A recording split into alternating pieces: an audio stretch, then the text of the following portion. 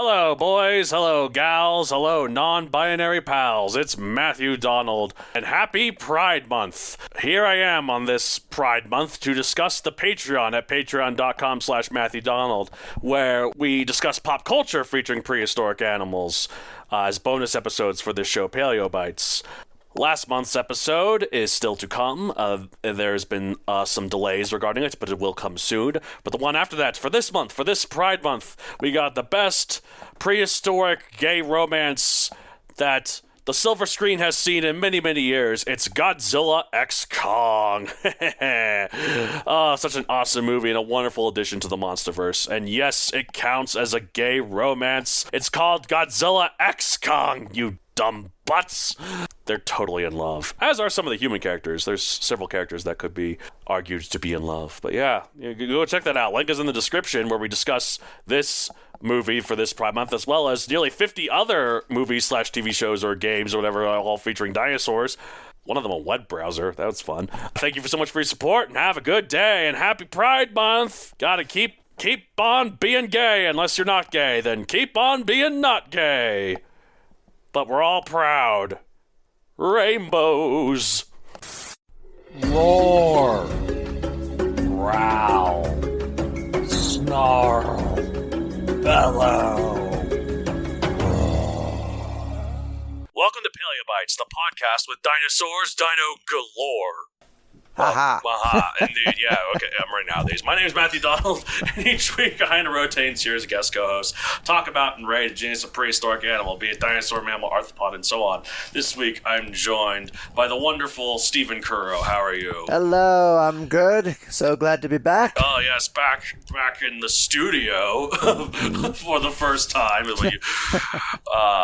Yeah, so you drove all the way down from where you are to where I am. We'll leave the locations ambiguous.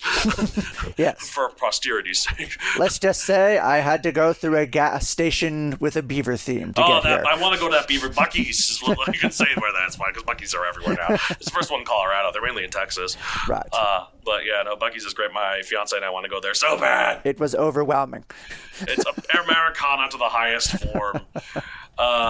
So, if you could have I guess there already is one. I was going to say, if you could have a dinosaur-themed gas station, but there's already Sinclair. If you have a rival dinosaur-themed gas station, which would you? I feel like you would make it gas, though. You would make it all electric or something. Oh, yeah, no. Could I have... I would want a... what do you call it?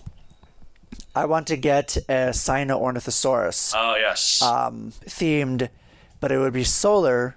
It would be a solar company, and its wings would be solar panels. Nice, I like that. Yeah. That sounds good. Sinornithosaurus with its wings out like that. Like, yes, exactly. I could see that. I might steal the idea for a future Megazoic book, like Go a right solar ahead. themed with like just shooting out. It's like Brookie shooting missiles out of her wings. Exactly. Missiles. But this would be like just lights or whatever. I guess something that the Kalahorosians would have Yes. in my book. We're talking about a dinosaur, though, that I'm fairly certain I mentioned in my book once. I might have written it down. I have a list here. Pretty sure you had Baryonyx. I know I had Irritator. I know I had Suchomimus. I know I had Spinosaurus. I might have left out the big boy. Well, you did have a lot of different species running I'm around going at through my once, list here, so right? it's tricky. This is my list here, so I can keep... Yeah, I'm not seeing Baryonyx, huh? Well, we're talking about Baryonyx. And, oh yeah, we're joined... as well as by a special third guest as a joke. Alexa, tell me about Baryonyx. Baryonyx is a genus of carnivorous theropod dinosaur that lived in what now is Europe during the Early Cretaceous period, about 130 to 125 million years ago. The name Baryonyx means heavy jaw. It does not. The first skeleton was discovered in 1983 in England. Boo! Did not stick the landing. Came so close, you AI. Cursed computer. Oh, man. That's why they're not going to take over just yet, because they don't know the specifics of the names. But yeah. But now, because of that, we don't have to do the episode now. I'm just kidding. Baryonyx. I'm glad we don't have to worry about Alexa taking over anytime soon. Yes, indeed. Or any of the other ones. It gets scary out there. So Baryonyx, it actually means heavy claw, Alexa. A heavy jaw would be Baryonyx, like Compsognathus, which means true. elegant jaw. Or what are the other Gnathuses? Are there other Gnathuses? Compsognathus is the only one that comes to mind. Yeah, Tropognathus, the pterosaur. So I'm sure there's other one. Isn't there a Dinognathus, terrible jaw? I don't know. Terrible jaw is... Is there a terrible jaw? I know there's terrible claw. Maybe I'm confusing it with that You one. and Alexa, maybe we have more in common than we think. I guess so. It's a spinosaurid theropod, a group of dinosaurs, the one specializing in piscivorous. We've done episodes on Suchomimus, Irritator, and Spinosaurus before, so go ahead and listen to those if you're still confused. Or wait until we get to the inevitable Valabanova Venatrix episode. And you'll really understand. I heard about that one. I'm like, that one sounds like a wizard. It does. Valabanova Venatrix, the whimsical. Bibbidi bobbidi boo. Size. Bigger than you might think. 25 to 33 feet, so 7.5 to 10 meters long, 1 to 2 tons. Apparently some evidence suggests the holotype this size is based on is not fully grown, meaning that adults could have potentially been even larger, maybe even getting up to Suchomimus size. Ooh. So, which is like, yeah, getting up there. So Baryonyx, not the medium-sized predator you might think. According to the Princeton Field Guide to Dinosaurs, we have Baryonyx walkeri, and then there's Baryonyx tenoricis, which some people think might actually be Suchomimus. So. Oh, really? Was it in Africa? Yep. Oh, that makes sense. Yeah, because like Niger, Upper. Yeah, because as far as I know, and we'll get Elraz. to it here, but Baryonyx is mainly in Europe, if not only in Europe. Let me pull up the Wikipedia page because I'm a professional. You got the Princeton Field Guide. I got the There we go. other field guide. Okay, so diet's carnivore, specifically adapted for being a piscivore, but thought of as a generalist predator overall. It's a spinosaurid. You know, that's what they do. That's their job. Time, Early Cretaceous, 130 to 125 million years ago. That's one thing Alexa got right. Location, England. Described in 1986. Pop culture appearances, quite a lot. Many say it's the first official appearance in the movies, Ice Age: Dawn of the Dinosaurs, where a supersized version of it named Rudy fights with a one-eyed weasel named Buck in one of the greatest enemies to lovers stories in animated history. Yes. However, it turns out it did appear in an earlier film first. That film being Land Before Time 13, The Wisdom of Friends. No kidding. Yeah, which came out a full 2 years earlier in 2007. How about that? It also was mentioned briefly in Jurassic Park 3. Remember when he was like, it's a super predator, Suchomimus. No, think bigger. Baryonyx. Like, so in the Jurassic Park universe, Baryonyx is.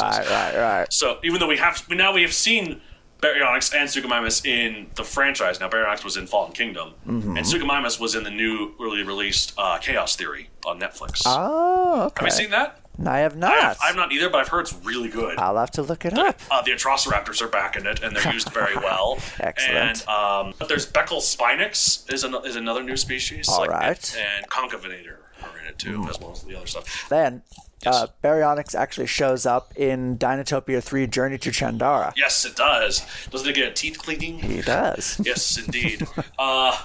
But also, apparently, the early version of the Jurassic Park 3 logo had a Baryonyx on it instead of a Spinosaurus, suggested that it was intended to be the main carnivore at one point instead. But that was cut. It also finally, like I said, appeared in the Jurassic Park franchise and Fallen Kingdom onwards. With the design, many online dino nerds do not like, to put it mildly, and yet they're fine with the Dilophosaurus, so whatever. Yeah, it's so Look, bizarre. I get it. Like, people point out the problems with it, and I get it, but I also just don't care. I mean, it bothers me, but it's a movie. Just It's a roll movie. with it. It's not as bad as Yeah. 65's design, so... I feel bad for that Baryonyx, too, because he gets lava right in the face. Yeah, he does, and then he gets trapped in that thing. That poor guy. And he's got poor guy. Then there's that one that gets sold in the In the auction, right? yeah. So we don't know and what then happened. there's one in Malta that bites off that one guy. Remember that one guy? Oh, I forgot about that one. Right, Yeah, so it's the baby one, and he has the prosthetic arm, No. which is that Malta scene was messed up, but a bit cool though, like showing the world building. was a little disturbing. Yeah. Other appearances in the wider franchise include the show Jurassic World Camp Cretaceous, Jurassic Park Builder, Jurassic World the Game, and Jurassic World Evolution. But in terms of other non-Jurassic Park appearances, it's also in the Pokemon ripoff anime Dinosaur King, the documentaries Planet Dinosaur and Monsters Resurrected, and the video games Savage Quest, The Isle, Ark Survival Evolved, and Roblox Dinosaur Simulator. So he's gone around the block. He has gotten around that block, and then he's scratched his heavy claw and left its mark among many different things, but with its claw, not with other leaving marks. So, so Baryonyx is, I think, it was not the first spinosaurid found. That one was Spinosaurus, but it was the one that I think started the conversation of this is its own group. Because I remember for the longest time, Spinosaurus used to be thought of as like, because I don't think we had, because it was one of the fossils that was lost in the big bombing of Munich. For a long time we thought, remember in old depictions of Spinosaurus, it almost has an Allosaurus-like head. I used to have a kid's book that had Spinosaurus like that. So we found Baryonyx, and we found it with not only the long jaws, but also with fish scales in its stomach. We were like, oh, this is unique. But then we found other ones, including Spinosaurus, like, oh, it's part of a group. So this is, like, there's specifically a thing with Spinosaurids. Spinosaurus is not the only species to have this behavior. No, exactly. Nor neither is Baryonyx. So, so the Spinosaurids, they're all kind of like that. That's their specialty. That's one of the reasons why a lot of them could cohabitate with other big predators, because they have different ecological niches. So, which is pretty cool. One thing that it is also important is like the claw that was found. Where it gets its name from, it's on the front, and I've seen really, really old depictions where it's almost four-legged. Have you seen those? Where it like walks like almost on its, because they thought it. I haven't seen that. That's fascinating. Maybe it's just one. I don't know that I saw. Maybe like Magic School Bus or some crap. but yeah, it's like that thing was also good for spearing fish too, is what they think. So, and that claw is pretty unique among Baryonyx compared to other suchomimids, so that's one of it, or not suchomimids, Spinosaurids. I see. So that's pretty cool. I'm always intrigued by the concept of claws, because like the fossil claw that you have would actually have been encased in keratin. In a thing of keratin. Yeah. So the claw, the big claw of Baryonyx was probably bigger in real life. Even bigger, right. They've started dealing with depictions of other stuff. Like I've seen a lot of modern depictions of Triceratops, where rather than just putting the horns of the skull straight on the living animal, you give it like a little bit of. Not only are they a little bit bigger, they are kind of curved upwards at the front, like kind of like. I've seen some doing that. I don't know if there's any evidence. I think that's them saying this is what the keratin would do. I think, which is cool looking. Well, if that's more accurate. So I'm just imagining how big were Therizinosaurus' claws. If it's already like 4 feet long. So yeah, that add an extra half a foot at least. Yikes! Oh man, I often wonder if because I've thought about. I may make his own books, and I'm starting about getting serious about planning a movie and starting the pre-concept stuff. Yes. And I wonder, like, when I draw them because I'm pretty good at doodling that kind of stuff, and when I start animating them with that kind of thing, I wonder if I should trim their claws, because I feel like we used to have bigger claws, but we don't now because it gets in the way. Like us as humans, but not claws, bigger fingernails. They're actually. I think I mentioned it on the show before. There's the Destroyerman series, where they go to an alternate universe where there are dinosaurs and whatnot. They fight the evil Grick, which are descended from dromaeosaurs, and most of them have savage claws and they go eating things. But the Hidge class, the upper class that are the artisans and whatnot, they actually trim their claws so they can work things with their hands. So it just makes sense. They feel like they get in the way. It makes sense. So maybe they have like more like maybe you'd trim it a little bit. Yeah. So, but it's voluntary, not like the poor mammoths in 10,000 BC with their trimmed tusks in the hot desert. It was more than a trimming. That was a botching. Yeah, just boom, gone. That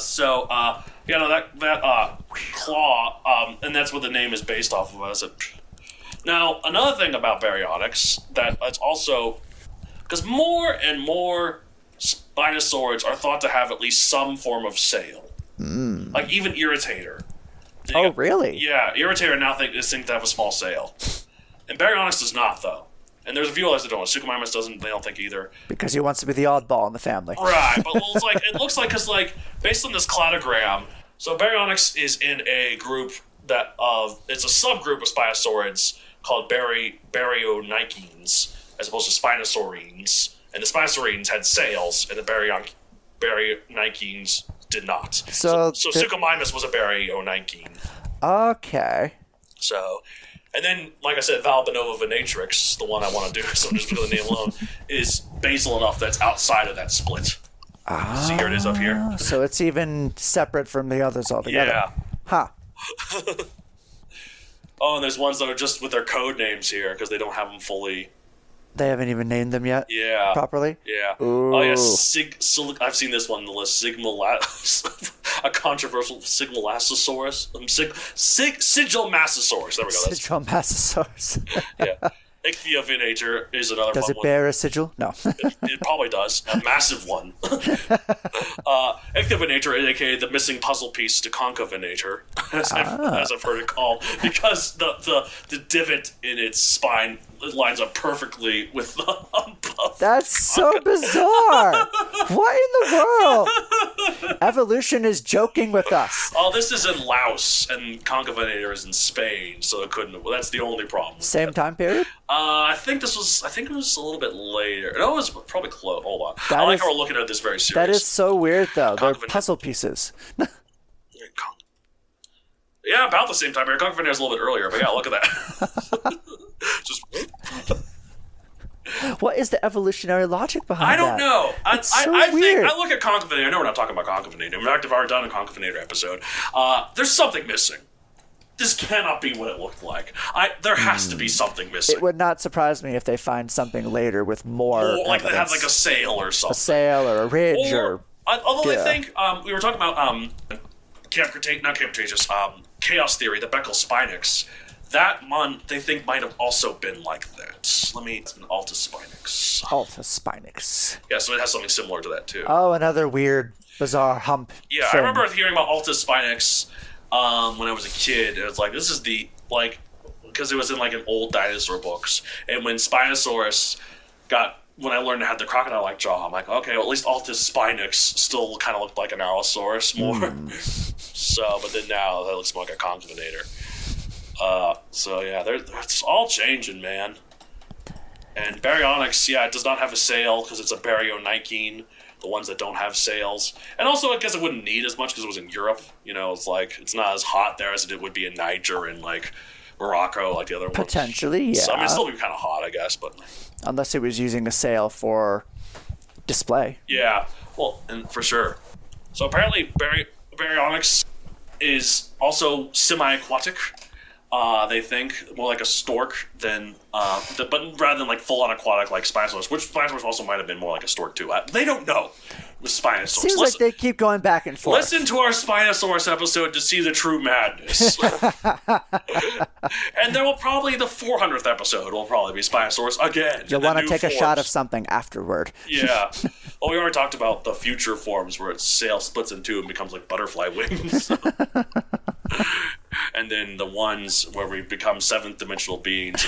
Yes, of course. And we figured we were ascended because we found out what it actually Because it'll looked like. just be in the future. The true form is just, we're not ready for it. Well, it's like it's something man was not meant to know. We look at it and our faces melt. Like Right, exactly. Raiders of the Lost Ark. But Baryonyx, I mean, it's a pretty cool fish-eating one. I think it's funny how it's so big in Ice Age. Also, to be fair, all the animals in that one are big. I found out that they sized up all the dinosaurs in the Ice Age movies when they go to the dinosaur as if the mammoths were the size of a person. Ah. Because like that T-Rex, if you look at it from a size standpoint, it's not 40 feet. It's like 80 feet or like 50 feet That tall. wouldn't make... The brachiosauruses that they slide on, probably like 300 feet Yeah, long. they're ridiculously huge, right. Like the ankylosaurus that bites at them, and it's mean, probably like 60 or 70 feet long. You could argue that they were dinosaurs trapped underground and they evolved I mean, they differently. did. I mean, they were already down. The guanlongs are proper size, though. So, Well, you know. I love that they put guanlongs in that. They were being unique, and I love that as big as Rudy is, because he's not only just, even if he was sized normally compared to all the others, he would still be supersized. Like he's bigger than the 80-foot long T-Rex. He's like 100 feet long at least, I'm assuming. Oh, yeah, And he still fights against a normal sized weasel, and it's a pretty even fight. I love Well, those weasels are scrappy, so yeah. I know, and he has a sword and the attitude of Simon Pegg. Hello, Rudy. I know. Better luck next time, Snowflake. And it has a bit of a scene that's like a progenitor, I guess, of the scene in Jurassic World, where a white a big white super predator gets beaten by a T-Rex in the final fight. It's Right. like Jurassic World 6 years earlier. Actually, yeah. I did not see Ice Age: The Meltdown until after Jurassic World came out. Yeah. So when I saw it, I was like, Indominus! Like, Yeah, exactly. Oh, white is such a cool color for a big, massive predator. it's spooky. It's It ghostly. is. Yeah. It's ghostly. It's like it shouldn't be that. I don't know, but yeah, the Baryonyx is pretty cool. I'm gonna rate it 56 million. I don't know why that specific one. It's I mean, like, no one knows anything about this show. In this show, like, I rate whatever I want to rate. I could rate 2 million. It would make just as much sense. Well, of course. But I'm gonna rate 56 million. I'll give it a good. I'll give it a good 58 million. 58 million. Cool. Yeah. Better be happy with the scores, Baryonyx. I don't know why I'm saying it like it. I mean, this is your only chance. I think. I don't do repeats unless it really, really calls for it. Unless they really do find it has butterfly wings. Right. You know? Yeah, then Spinosaurus is back. Or like, I mean, I thought about when they briefly thought that T-Rex was 3 genuses: Tyrannosaurus Rex, Tyrannosaurus Regina, and Tyrannosaurus Imperator. Briefly thought. Did they throw that out? Yeah, it's not that they don't think it anymore. So I was thinking about like doing those differently. Now they think there might be a separate species of T-Rex. Well, it's not T-Rex; it's a Tyrannosaurus, I should say. And it's like in the southern parts. So there is another species of Tyrannosaurus. So I could do Tyrannosaurus again, but that's a genus. It would be a separate. Yeah. That's species, not genus. Hold on, let me see. Tyrannosaurus. Other species, you have Tyrannosaurus macroensis. Ah. Where is this one? Let's see if I can find. This is a big article. This is T-Rex, so. They don't even bother doing cultural significance in that article. Well, because it's so big. Like, this is a separate article. All right, hold on. Where did... In New Mexico. Ah, okay. That's a bit south. Yeah. But not too terribly far. Yeah, we talked about Tyrannosaurus, and the last episode that just came out as of recording this is the Lythronox episode, and we talked about T-Rex, and we talked about Tarbosaurus, and then we talked about, have you heard of Zooching Tyrannus? Because, Tarbosaurus is the other T-Rex, Zooching Tyrannus is the other T-Rex. The other. Because if you look at the skeleton, right. It looks so much like T-Rex. Like, I know that paleontologists know the difference. That there's little subtleties that as a casual... Right, the average person is not going to know. Yeah, but look at this skeleton and tell me that's not freaking T-Rex. Yeah, it looks like one. Yeah, like Zooching Tyrannus. Yeah, look at that, come on. That's T-Rex, man. Oh, come on, look at that. It's got the skull and everything. Yeah, but no, it's Zooching Tyrannus. It's the Chinese Tarbosaurus, which is the Mongolian T-Rex. So the three of them make the big thing at the end of Tyrannosaurus, Tarbosaurus, Batarans. Zooching is Magnus. That's not Baryonyx related, so who cares? All right, well, that's it for this week. You want to get a hold of the show and contact me at paleobitespodcast@gmail.com, or you can find me on social media at paleobitespod on Twitter and paleobitespodcast anywhere else, like Instagram, TikTok, and some other places, I'm sure. Am I on Mastodon yet? I don't know. I'm not on Snapchat. At least I am, but but Paleobites isn't. Is it a thing? You might want to think about that. Yeah. Facebook is dying. It's going the way of the dinosaurs. So. Is it really? Well, maybe. I don't know. Maybe it's just because it's a lot of old people and a bunch of AI pictures there that people share. It's mostly nerd groups and political fights. To be fair, Facebook is good for groups, because the Facebook groups is a feature that no other social media has. So it's, and I often use it to for my Prius. There was an issue with it, and when I tried to get it fixed, Toyota exactly. thing, it was really, really expensive. So I went to the Toyota Prius group on Facebook. It's like, hey, can you help me with this? I need a place, and they gave me this place to do it, and it was like almost $3,000 cheaper. That's perfect. I was doing research on Shinto. And there's a Shinto group on there that you can go talk to. Yeah, there's so many groups. My dad's part of several bird groups. There's several meme posting groups. Used to be paleontology, coprolite posting. I think got shut down. Ah, man. But, man, good stuff. I have a book series on Amazon Megazoic available for print and Kindle. I checked. There is no Baryonyx in it, which surprises me. There's a lot of other spinosaurids, though. There's a Suchomimus. You'll have to put it in the prequel. I'll have to put it in the prequel. That's the plan. The medieval prequel that I will someday do. So... or I'll put it in the movie if that ever. There you go.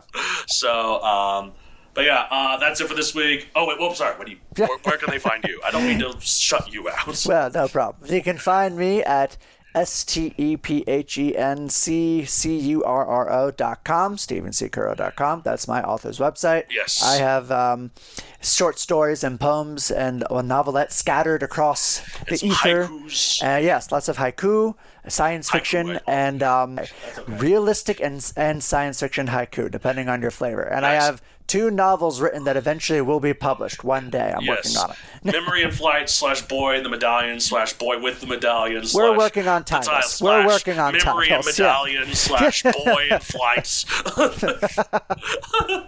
Yeah, we're figuring it out. Yeah. Sorry, I don't mean to make fun. It's funny. I just thought it was funny. All right, well, that's it for this week. It's the end of the episode of Paleo Bites. This one goes spear, I guess. Just.